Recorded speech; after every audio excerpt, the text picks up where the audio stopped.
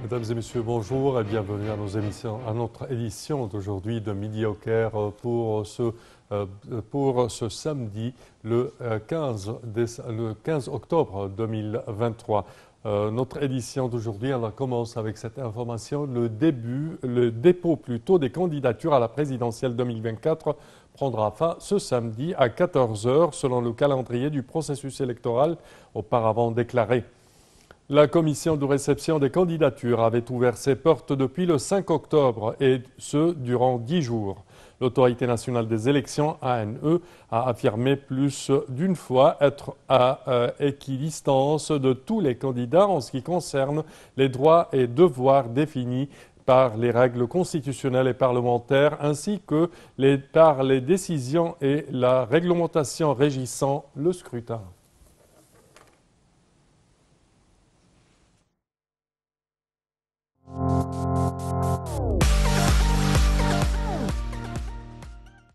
Et l'institution d'Al-Azhar appelle les gouvernements arabes à adopter une position commune face au soutien de l'Occident à Israël.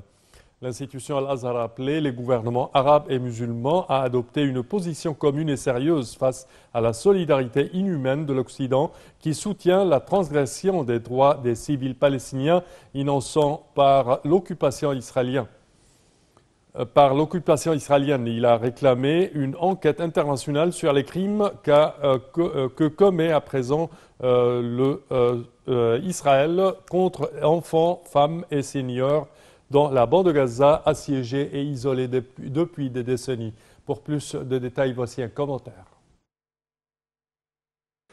Dans un communiqué, Al-Azhar a rendu un nouvel hommage à la résistance des fils de la Palestine fiers, saluant leur attachement à leur territoire et leur souci à y vivre, quel qu'en soit le prix et les sacrifices.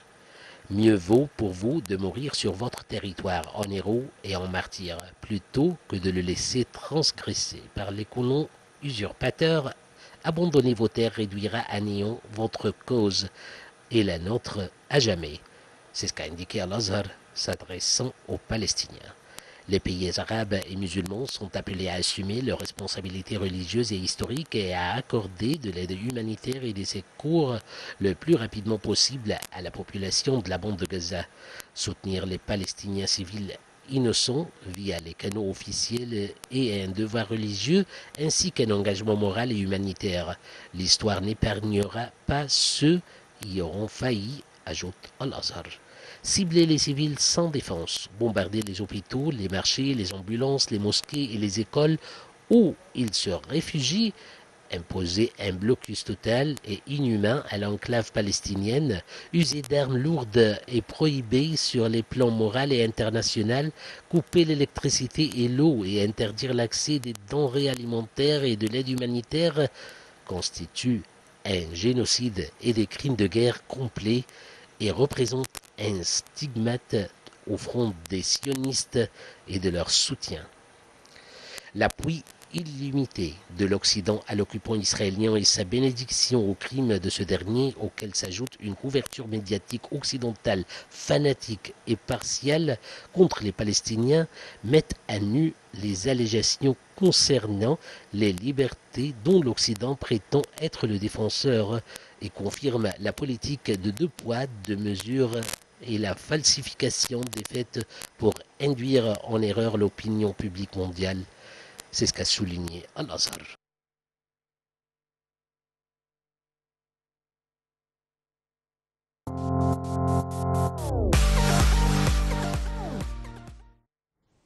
Et l'Égypte a appelé jeudi tous les pays et organisations régionales et internationales souhaitant fournir des aides humanitaires et des secours au peuple palestinien à acheminer les aides à l'aéroport international d'Al-Arish qui a été désigné à cet effet par les autorités égyptiennes.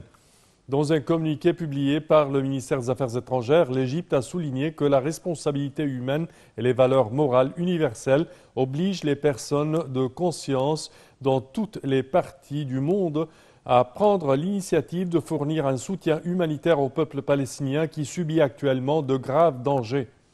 La République arabe d'Égypte a également affirmé que, en contradiction avec les informations inexactes et non fondées qui circulent, le poste frontalier de Rafah entre l'Égypte et la bande de Gaza est ouvert et opérationnel et n'a été fermé à aucun moment depuis le début de la crise en cours, mais ces installations de base du côté palestinien ont été détruites à la suite de bombardements répétés d'Israël, l'empêchaient de fonctionner normalement.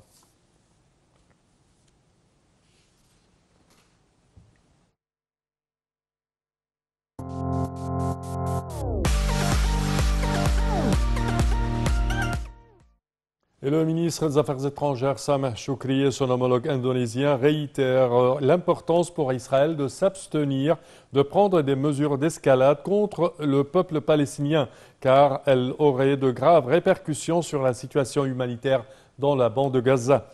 Il est à noter qu'Israël se prépare à une offensive terrestre d'envergure contre le peuple palestinien à Gaza. Sameh Shoukry s'exprimait lors d'un appel au téléphone qu'il avait reçu de son homologue indonésienne concernant l'escalade des agressions israéliennes contre les Palestiniens dans la bande de Gaza.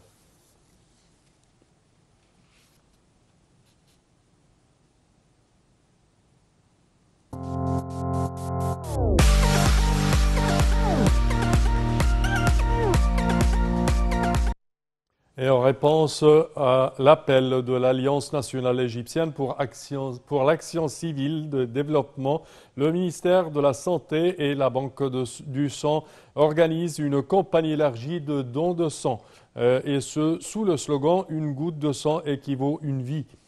La campagne vise à soutenir le peuple palestinien.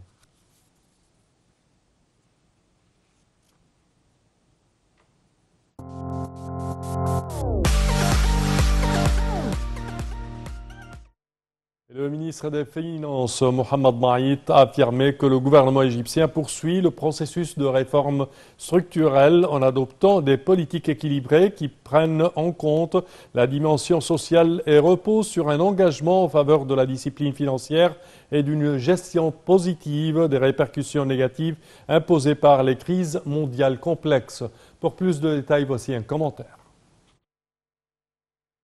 Le ministre des Finances, Mohamed Maït, a affirmé que le gouvernement égyptien poursuit le processus de réforme structurelle en adoptant des politiques équilibrées qui prennent en compte la dimension sociale et reposent sur un engagement en faveur de la discipline financière et d'une gestion positive des répercussions négatives imposées par les crises mondiales complexes. M. Maït a tenu ses propos lors d'une réunion avec la directrice générale adjointe du Fonds monétaire international, Antoniette Sayeh, et le directeur du département Moyen-Orient et Asie centrale du FMI, Djihad Azour, en marge de leur participation aux réunions annuelles du FMI et de la Banque mondiale à Marrakech au Maroc. Le ministre des Finances a affirmé l'attachement à la coordination continue avec le FMI en vue de maximiser les moyens de coopération conjointe pour atteindre les objectifs de développement financier et économique. Il a également souligné la volonté du gouvernement égyptien d'approfondir la participation du secteur privé à l'activité économique via un ensemble d'incitations et de mesures intégrées, notamment la création d'une infrastructure solide et flexible et l'annulation du traitement préférentiel accordé aux entités et entreprises publiques ainsi que le lancement du document de politique de la propriété de l'État qui vise à augmenter la contribution du secteur privé au produit intérieur brut. La directrice du Fonds monétaire international, Kristalina Georgieva, a confirmé que l'Égypte a réalisé des progrès tangibles sur un certain nombre de niveaux, notamment en matière de politique financière et au niveau de la coopération avec l'équipe du FMI sur les meilleures façons de gérer les politiques monétaires. L'examen économique de près de 3 milliards de dollars sera probablement mis en œuvre avant la fin de cette année, c'est ce qu'a ajouté Mme Georgieva. La date du prêt sera fixée selon les capacités des deux parties à résoudre tous les problèmes restants, a-t-elle précisé lors des réunions du FMI et de la Banque mondiale tenues à Marrakech du 9 au 15 octobre.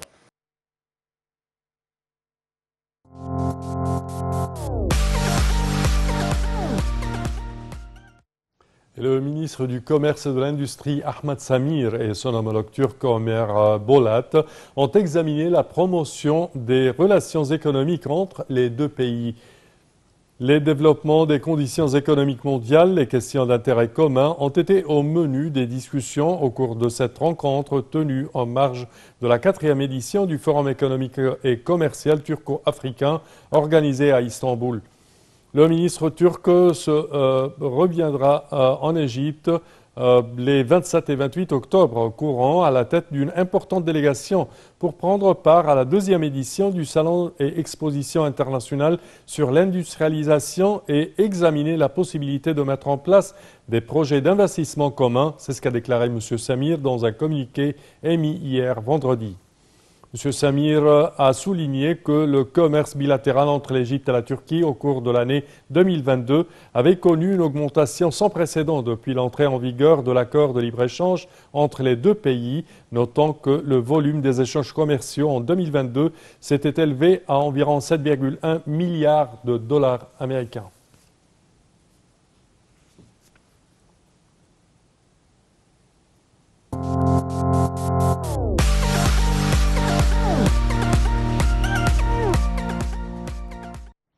Le ministre d'État à l'immigration et aux affaires des Égyptiens à l'étranger, Soha Gendi, a assisté à la signature d'un protocole de coopération avec la Fondation égyptienne Ensemble pour guérir, affiliée de la Fondation internationale de protection sanitaire OMS.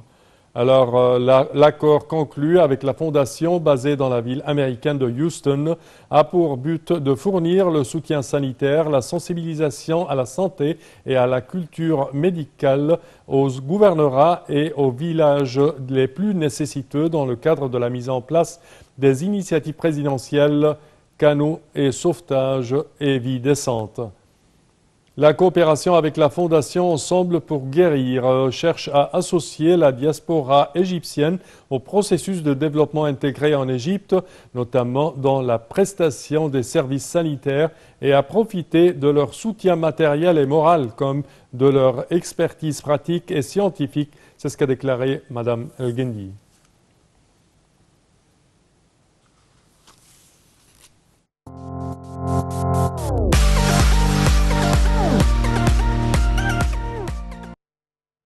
Et on termine avec le sport. L'Égypte s'est imposée en match amical contre la Zambie, 1-0 au stade de Hazza Ben Zayed d'Abu Dhabi aux Émirats arabes unis.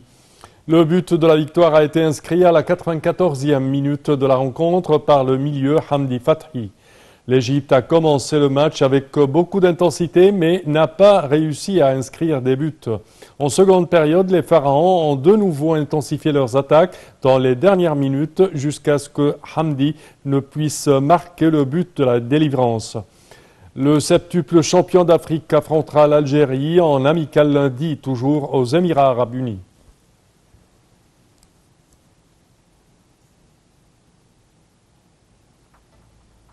Et on souhaite toujours la meilleure chance aux Égyptiens, à la sélection égyptienne. Ainsi, chers téléspectateurs, prend fin notre édition d'aujourd'hui de Midi au Caire. Je vous remercie de votre attention et je vous donne demain rendez-vous avec une nouvelle édition. Au revoir.